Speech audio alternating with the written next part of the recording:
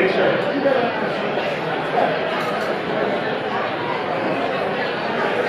All right, looks like we're about to get started now.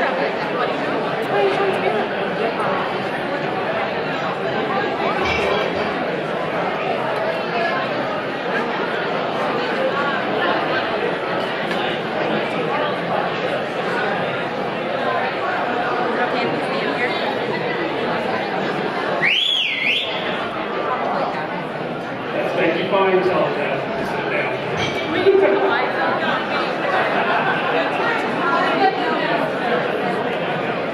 Right, does everyone have a mask on and everything? Let's put those masks on. I just can't see. So. That's why I'm getting out of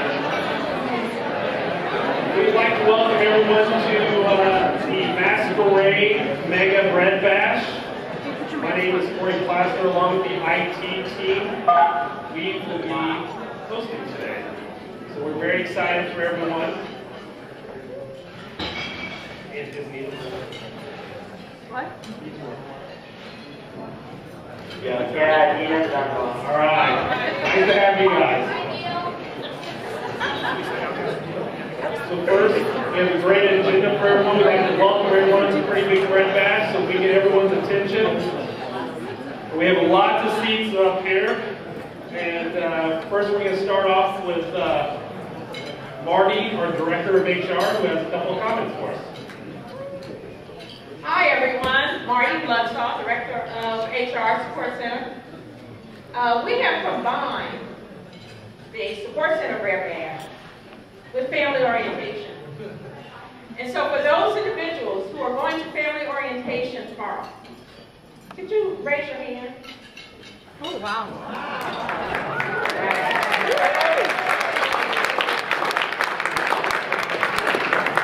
Now, for the support center staff who are here, who happen to have seen an individual raise their hand, by the end of this evening, I would like for you to introduce yourself. Likewise, those who are here for family orientation, that's one of the reasons why we call it family. Get to know your support center's counterpart. Now, if you need to know where your payroll representatives are sitting,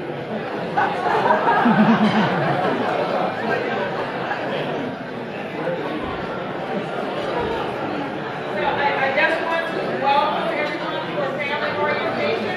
And with that, I'm going to ask a couple of things. Number one, this is a very huge room and it echoes a lot. So as you begin to find your seats and as you begin to kind of circulate, be careful of that because noise will travel. And there are a lot of people we don't want to scream at you. We'd rather have this be very interactive and entertaining. So if you can just control the noise level, we'll appreciate that. And I'm going to turn it back to Thank you, Marty. Our next agenda, we will have the bread homage. Okay. I don't know if any of you have seen this picture before. It's a lot of our G2 cafes. When I saw this, I was like, you know what? We need this little boy to do this bread homage. So Antonella and I, for about 3 weeks, went all across Italy looking for this young boy, this great little smile. And I was like, you know what? I was sitting at Antonella's desk the other day, and I looked across, and I was like, oh my goodness, this guy works for us. I cannot believe this. So, our own, in Italy they call him King Rion, or our own Sean Ryan.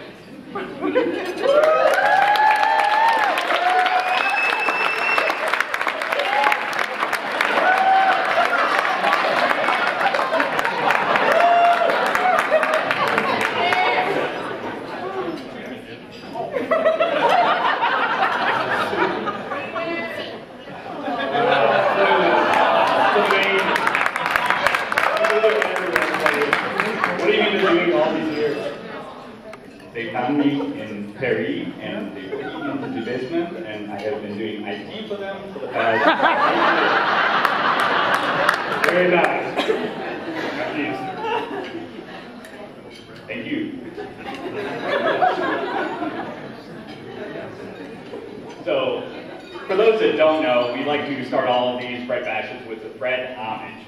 And, since they have found me and brought me back to my true nature of loving bread, I like to start out the bread homage with a little homage of my own to bread. I've loved bread ever since I was a child. It started with toast. When I was 1, my mom used to feed it to me. It felt really good on my gums. Okay? So I was digging this, it was great, and then it progressed. And I moved on within a few years to toast with butter. This brought out a little bit of the flavor of the toast, and it really felt good and added a little bit of fat to my little skinny body. So from there, I moved on, and this was probably about age 5 or 6, I discovered jelly. Now, jelly on toast, all sorts of varieties. You can mix this up, you can put strawberry, you can go blueberry, whatever you want, you're good to go. Took care of me for, gosh, I don't know, a solid 4 extra years, until I was 9, and I discovered honey and butter. Now, can you tell I like butter? That's a lot of butter, but it goes down really good. You pour a little honey on top of that, and you have honey butter toast. Just like that. So, I dug this. I ate it almost every day for breakfast, maybe every afternoon for a little midday snack.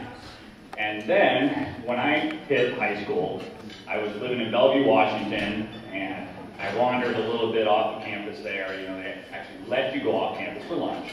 Wandered down to the local grocery store and found the croissant. I took my $1.05, and there in the cabinet was a little 4-pack of mini croissants, and that was my lunch. And this started really my love affair with the croissant, which, for those that don't know about it, is simply dough with butter spread on top and then folded. So you can see kind of the connection and why this would be so appealing to me. So, speaking with a friend of mine, Fadi, who works with the baker team, he explained to me how the croissant is made and how we use that in our own cafes. Basically, you take a long, thin sheet of dough, and then you spread butter over the top of it. Then you fold the dough, fold it again, and fold it a 4 times to get you 64 layers. And then as you bake it, it becomes the delicacy that you see before you here. So, now, a little bit about the history. As we do these bread bashes, we like to have the history of the croissant, and, as I get online to do research, just like everybody that's done this before me has done, I found out, boy, there are some great stories about the croissant. In fact, they like to term it as one of the best bread stories ever. So, I'm going to take you through a little bit of the history of the croissant. Let me get my notes. Okay. Many have said that the croissant originated in Poland in 1732 as a pastry to signify the Poland rebelling a Muslim invasion. They baked it in the shape of croissant to represent the Muslim crest. That is one of the theories. The biggest one that stuck out there on the web, at least, was yes, let me cite my sources, I'll footnote those. Was in Vienna, Austria, that they were under siege by the Turkish army. And the bakers were up all night baking the bread, much as they do in our own bakery cafes. And they heard the Turkish army actually digging underneath the city walls. And because they were up, they alerted the army, who then went and crushed the Turkish army and took care of the siege city. They then went ahead and baked the croissant in the shape of the Turkish crescent that they have in the flag. Others believe that it was related to Budapest. In Budapest in 1686, repelling the Turkish army. And then there is also a story that Marie Antoinette in France brought it in the 1770s. So overall, there's a lot of history back out there with the croissant. But nobody really knows where it is, but they do know this. They know that the croissant that we know it as today came after the 1850s and came from someplace in France. So with that information, I went ahead and did a lot more research on the internet, and I have narrowed it down, and I've actually solved the mystery of the croissant. And here is where I would trace it to. France, Burger King.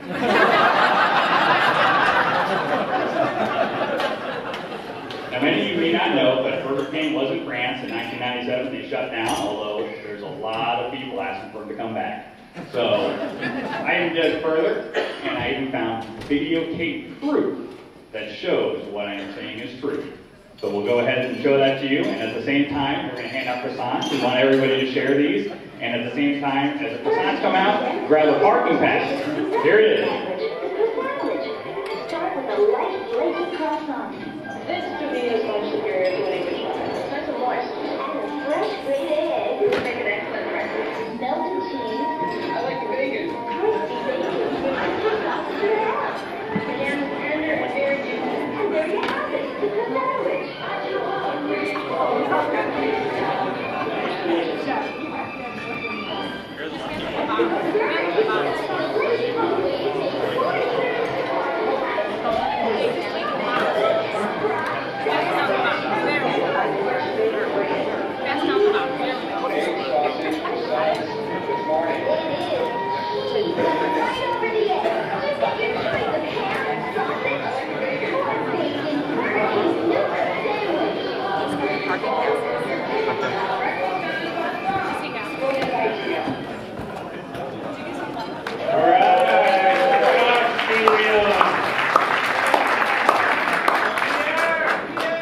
Next up, we will be having our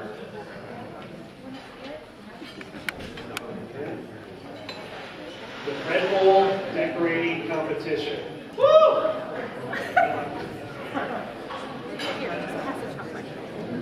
Who we would like for this competition, if you do not mind.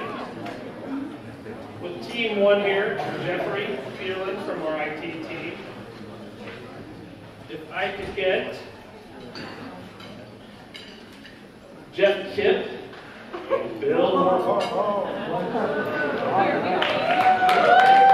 Let's give them all a round of applause. Behind here. Right over here, you do Jeffrey. With Chris Holden. Playing against Rick and John McGuire.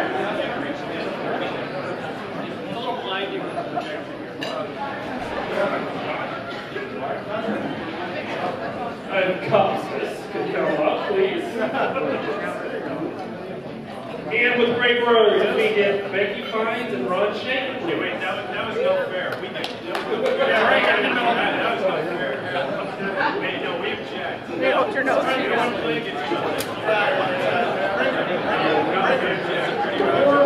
Before we start, You need more. stick this up for everyone. This is from Bonnie. He took 10 pounds of sourdough. Talk louder. Put it close to your mouth. Talk louder. Bonnie made this great bread bowl for us for our pumpkin carving, or as we like to call it, bread carving. And so he took about 10 pounds for the biggest bread bowl ever. So we'd like to thank Bonnie for doing this for us. So, good job, Bonnie. Thank you very much.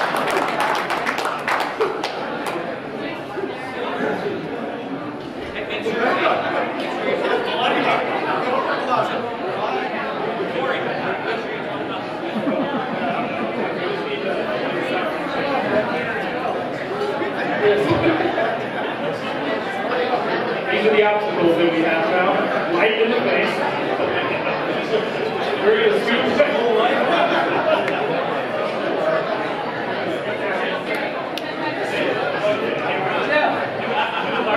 All right. Let's tell everyone's attention back there. All right.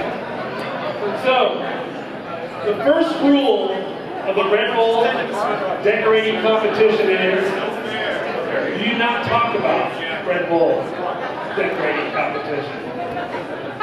The second rule of Red Bull decorating competition is you do not talk about Red Bull decorating competition. Now, the third rule of Red Bull decorating competition is you have 15 minutes to decorate your Red Bull. It'll be much faster. The audience will determine the winner by applause. The fourth rule of Bread Bash decorating competition is, while you are decorating the bread bowls, you will be asked a series of questions. If you get the answer correct, you will then spin the Wheel of Fun and choose someone from another team to complete the task that is stated. If you answered incorrectly, you will spin the Wheel of Fun and have to do the task yourself. On this Wheel of Fun, we have wear a mullet, wear the schnoz, a clown face, yo, yo, yo, you have to do a rap, buy Corey a drink, my favorite, hands are tied and blindfolded. So the fifth rule of Bread Bash decorating competition is, this is a competition. Do whatever it takes to make sure your opponents do not finish the bread bowl within the allotted time. So basically, there are no rules. Bread bowl competition. So, we really like the audience to get into this, so make sure you cheer for your person. And let's go, here we go.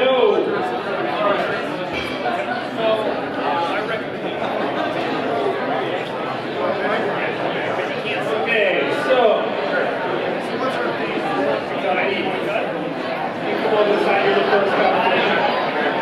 okay, so, the number one question here. How many associates does Panera currently employ? A, 19,000, B, 21,000, C, 23,000, D, 25,000. That is wrong. It is D, 25,000. So, if you could please, go ahead and spin the wheel.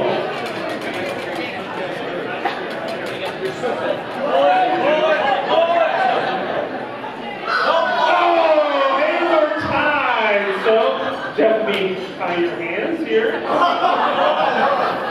Okay, so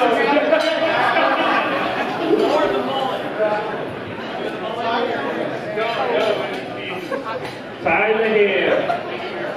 So, Cup, if I can have you answer the next question, sir. Yes, you can come on over. Who starred opposite Rob Lowe in 1988 psychological thriller Masquerade? Jennifer Tilly, I apologize. Tilly Bosberg, Meg Tilly, Free Willy. You know what? You were right. So you can go ahead and do the Wheel of Fun.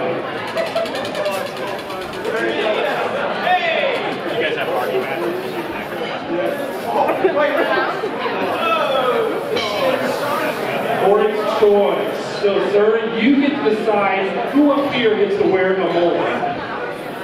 Ron wears a mullet.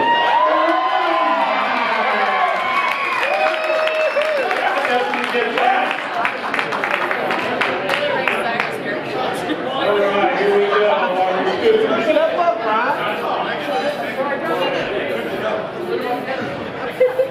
While Jeff is getting the mullet on Ron, our third question, and if I could have Becky, sorry, keep over here. Let's come.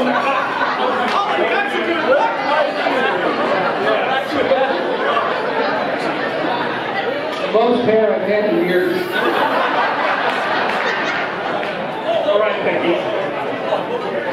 Nice mullet. What did the first Canadian cafe customer order? Spinach and bacon souffle, a large coffee. 3 loaves of bread. Sausage, egg, and cheese breakfast sandwich. Moose stew and Molson bread. 3 loaves of bread. You are correct! You don't mind spinning the Wheel of Fun. We're stepping on bread up here. It's all right. Spin the wheel for us. How are things going?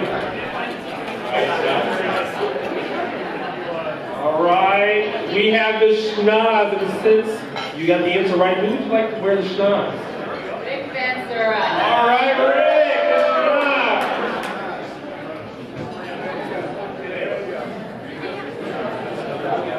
Bill, if I can have you come over here, please.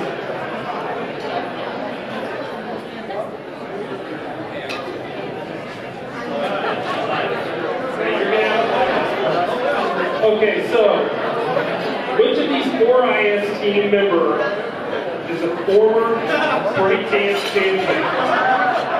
Greg and Chris, can you come up here, please? Put the watches.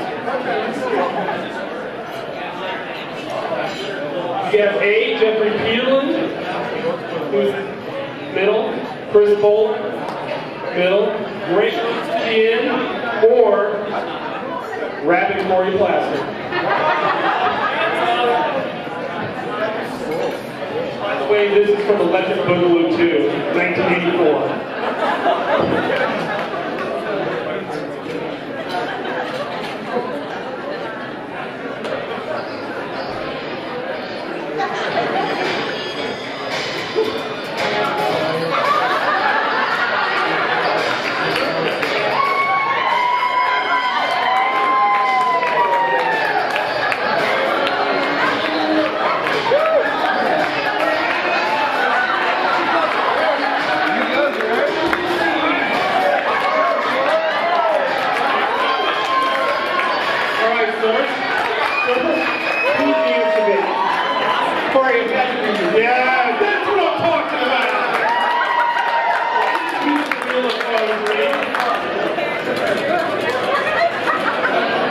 First place in 6th grade, if anyone wants.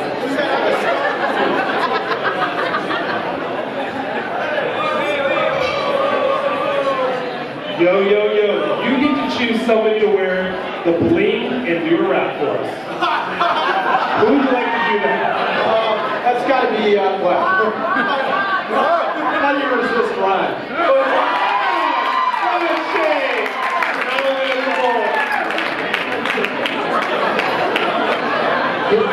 Will you get fired on your first day of work?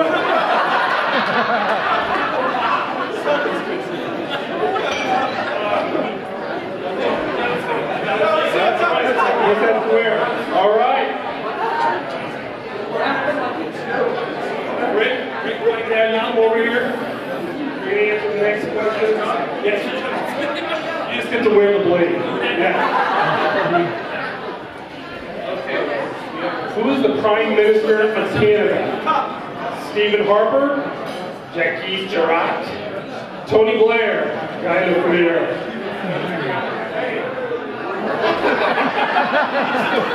Hey, who put that in there? Stephen Harper is the correct answer. So if you can do the Wheel of Fun for us. All right, here we go. What are we coming up on? This is very intense right now. It is Corey's choice. So who would you like to be the clown today? Becky. All right, here we go, Becky. Becky, why are you the clown if you don't mind coming over here real quick? First of all, how's everything going right now, Jack? It's going. Just a childhood dream realized. Guys, this is amazing. I cannot wait for you guys to see this. And Ron, if you can come over here, you have the next question, please. Which of the following is the correct metric to English conversion? 1 meter is 1 foot. 1 meter is 3.28 feet. 1 meter is 0.3048 feet. I was told there'd be no math. Big, 1 meter equals 3.28 feet. You gotta love that. That is correct! Alright! Sir, if you do the Wheel of Fun. Before you get through. The schnoz again. You know what, Ron? Exactly. You can pick whatever you like. Oh, I'm sorry.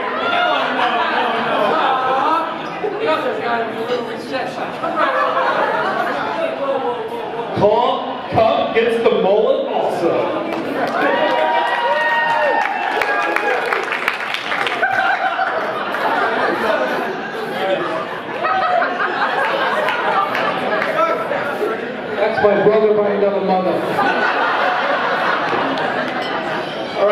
if I get you one, this is the last question. Okay. What is the origin of the masquerade ball? 18th century England, 16th century Italy, 17th century France, 20th century Newark, New Jersey.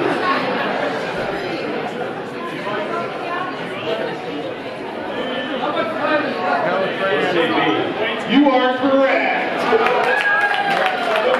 Wheel of Fun if you don't mind. Go ahead.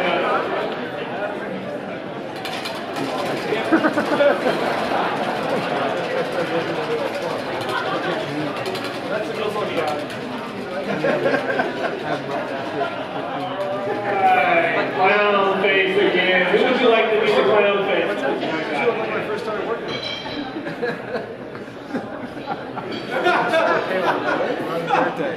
How's the bullet going? Great. I don't know what's made out of, man. It's all horse. Okay. All right. So the clown face has to be Rick. Yes, Rick. Rick is the clown face. So while we are almost done, we have 2 more questions here. I think Davenport will like this. If I can get Cup and you again. I have a question for you, sir. Good luck with it, Rick. Which of these Corys does not Is it mine? Is it yours? Corey Davenport, Corey Plaster, Corey Seagal, Corey Feldman. Looks like it's me now. Alright, I know A and B. Can I get a bread here? Can I get a bread? No! Where's there a loaf of bread? Loaf of bread? There's a portion of a loaf of bread. There's a croissant out there. I think Sean ate the bread. Does anybody have a loaf of bread? Alright. Loaf of bread? Go ahead and put the... Yeah. Hey, thank you. Look at a real food.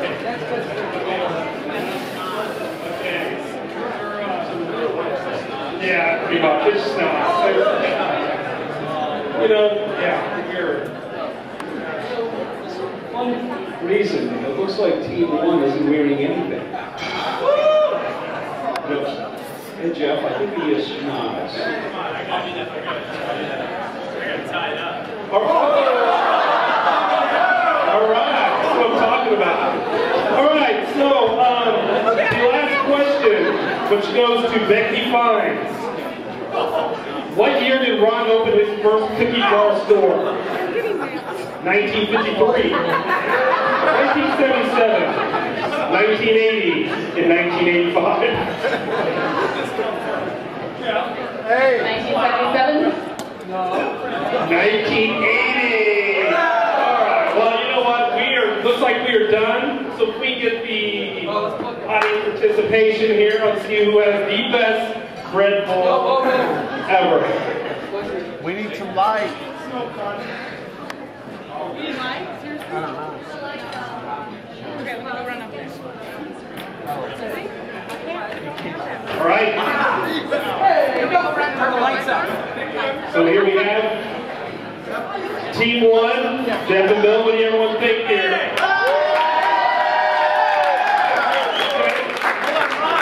All right. Get over here. Stand right here. How about? No, get over here. Hold on, we need to explain this one. This is Ron the bread bowl. Okay, no. 2 hairs sticking on top. No, lighter hair on the side. No, pair of bifocals on the top of his head. Note, always sticking his tongue out at people if he doesn't like their ideas. By the way, no, smaller than original size. No, smaller than original size. There you have Ron Shake.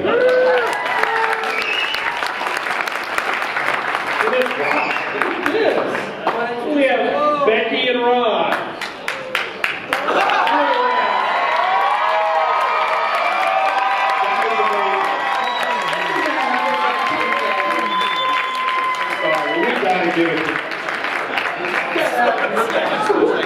That is amazing. I don't know about you guys, but I would say Team 3 won this competition.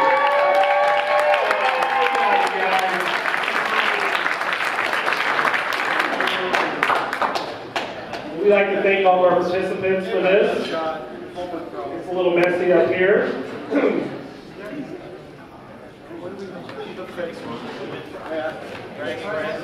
She carried that team. She did, so. Thanks. You bet you, Tom. Oh.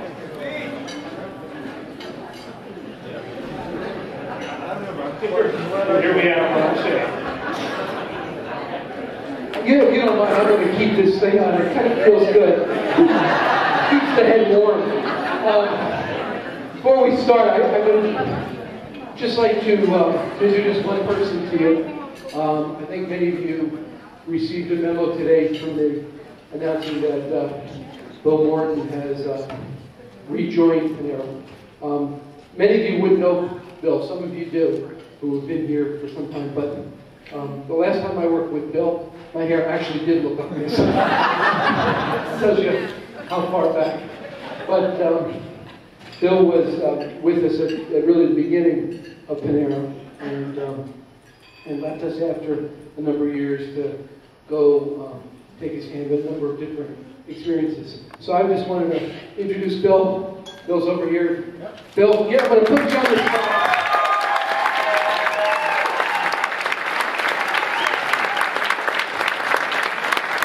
Here's what we wanted about Bill's one of those guys with real good values and sort of a good Midwestern one. Bill, why don't you just take 1 second and tell us why you came here? Which time? There you go. Good hand still.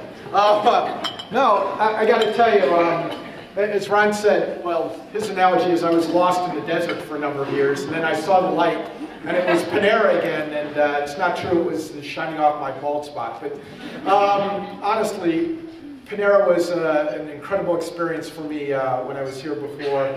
I've missed it ever since, and somehow, some way, I always hoped that I'd have the chance to come back to Panera again.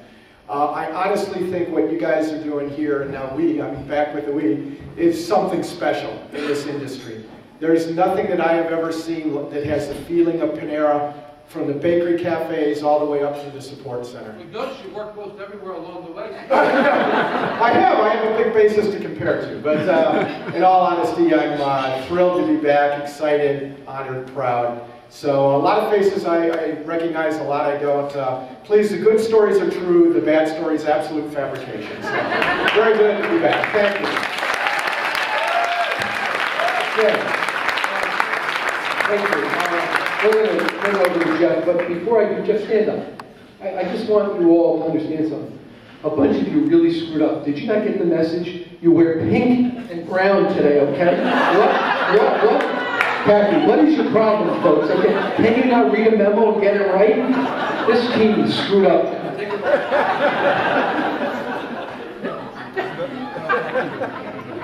Bill has sent a different memo to Ron and I. We're going to talk a little bit about the third quarter numbers.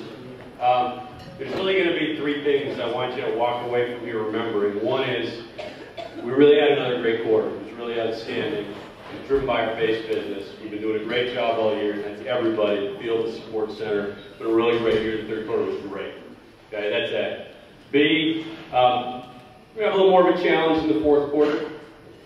Times a little slower. We get a little more challenging environment. We want to touch base on that, and Ron's going to talk a little bit more about that. However, at the end of the day, a lot of people ask me all the time, inside, outside, how's Panera in this environment with all this craziness in the credit markets, with the economy, and I think that the one thing we want you to take away from today is we actually couldn't be more solid.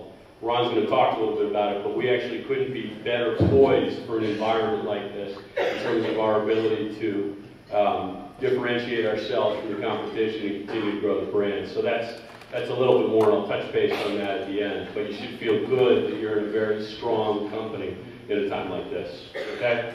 So let's talk a little bit about the quarter. Now, this was easy for me this time around. I got to use pretty much the same slides as last quarter, okay? Because it's the same story. Okay, it really is another great quarter. If you come down to the bottom line, and I really want you to look at pre-tax income. Okay, pre-tax income was up over 30% in the quarter. It's a tremendous quarter. We had a great quarter. It was driven on the strength of the retail business. Okay, the retail business was up 70% overall. We're going to talk about why that is. But our core stores have had a tremendous year. Okay, and that's because of all the work everybody's done from the support center to the category management team and the ops. Okay? Our franchise business, which is always a very stable business, grows in terms of profit at about the rate we grow those stores. Very reliable, love to have it, and that's where that number comes from. The supply chain, that 0% is actually an amazing performance because we've had so much pressure from wheat. If we didn't have wheat there, you'd see supply chain up hundreds of percentage points. So it's actually running really well with the exception that we have a ton of pressure from wheat. So that's the kind of summary. Really a great quarter. Let's talk about the retail business for a minute. And I want to touch on some of the things I touched on last quarter. Okay? Doctor, next slide. Thank you. Okay. So again, the whole thing that's driving us is our ability to run our existing store much better than last year in terms of profitability. And probably across the board is really, these metrics are the outcome of the operating performance and the concept. Okay? And if we talk about the things we've been focused on this year, okay, what we're really focused on is growing our gross profit, okay, and our gross profit is the money we have left over after we pay for the food our customer buys, okay?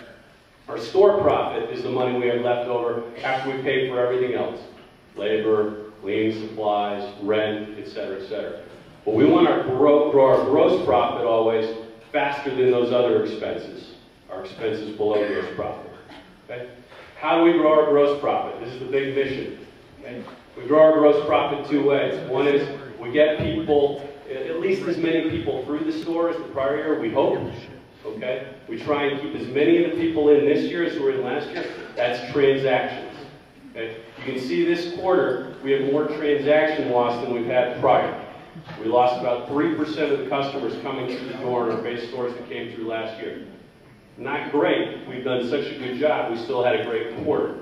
Okay? And really not bad in this environment if you look at everybody else. But still a little bit of a headwind. Okay? So A, we did okay here. All right? B, gross profit per transaction. Okay? We've had a number of initiatives this year. We've taken price. We've promoted products differently, all with the intent of getting more profit out of each customer who comes to the door. So if we grow transactions or we hang on to them, that's people through the door. And if we grow the amount of profit from each customer through the door, those two things together give us our gross profit growth. More customers, more profit per customer. Just remember that. It's the key. Okay? That allowed us to grow gross profit 5% year over year. That is a great number. Because if you think about kind of how the economy generally moves, the economy grows about what? 3% a year? So if you can grow at 5% a year, that's good. You're going to grow faster. All right? So A, gross profit's growing 5%. Great news. Now, if I can grow that a lot faster than my expenses below gross profit, I'm going to do really well at the store profit line. Again, my expenses below gross profit, labor, benefits, cleaning supplies, advertising expense, occupancy, rent. Okay? We had a great quarter there. That only grew 1.6% year over year. Okay? Those expenses really grow at about inflation, usually 3%. So again, we did really well.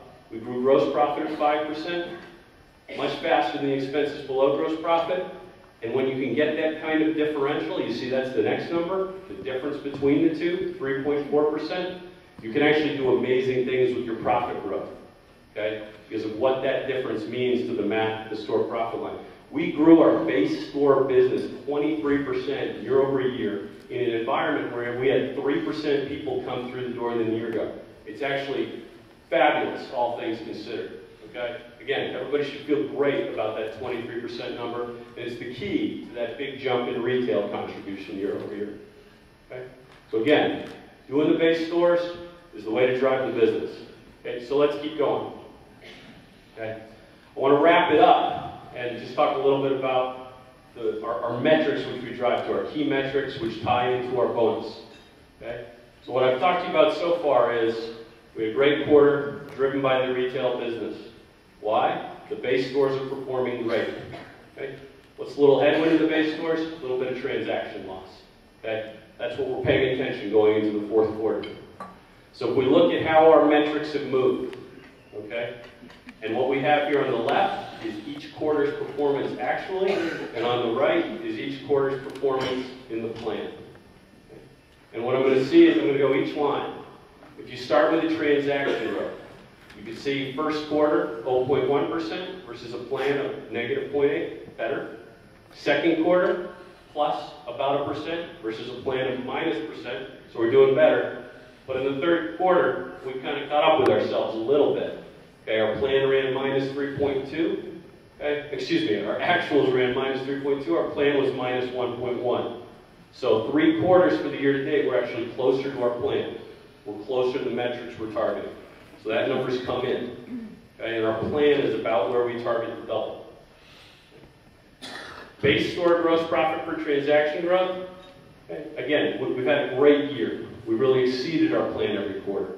That's going great. You can see it. 3.4, 7.8, 8.5 actual, 2.9, 6.9, 8.2 plan. So we're actually doing better than our targets.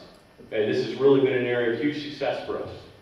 Right? And we've got new things coming in the fourth quarter, such as the soup, which we think will help here as well. Okay. And we talked about this differential between the growth and the expenses below gross profit and our gross profit growth. Okay? And this is the key to really jump-starting the whole base store profit, which is, again, the key to driving the business. Okay? And how's the differential done? Well, in the first quarter, right about on plan, minus a tenth versus positive a tenth.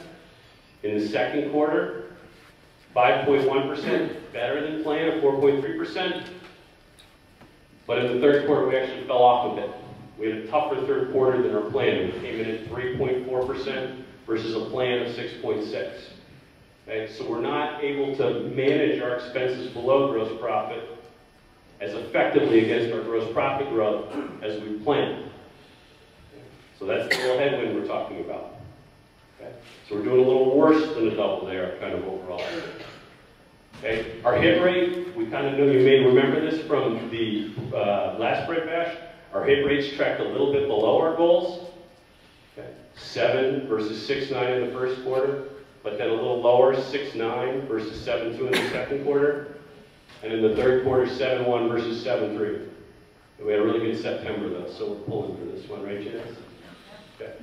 So, hit rates, again, not doing as well. We're not selling as much bread versus our total sales as we want. If you remember, that's what FDF hit rate is. It's the percentage of our bread sales against our total sales. Okay. Next, our G&A growth. Okay. Our G&A growth has been great against plan all year.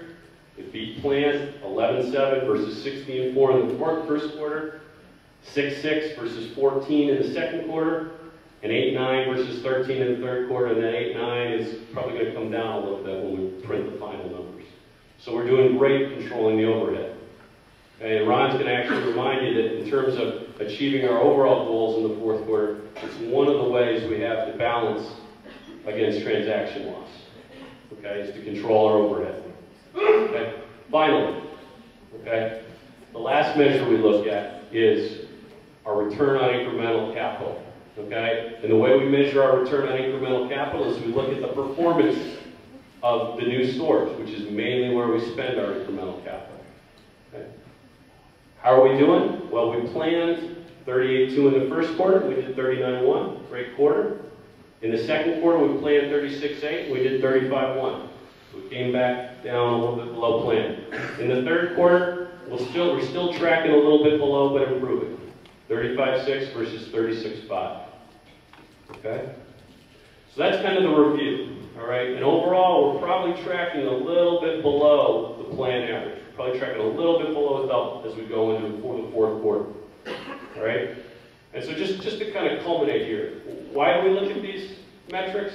We look at them because they track really well to our performance. Okay? When we perform well in the metrics, we perform really well overall. Our goal is to drive transactions and gross profit per transaction, okay, to control our expenses, and then to deliver on the investment in our new stores, which is really the return on our capital.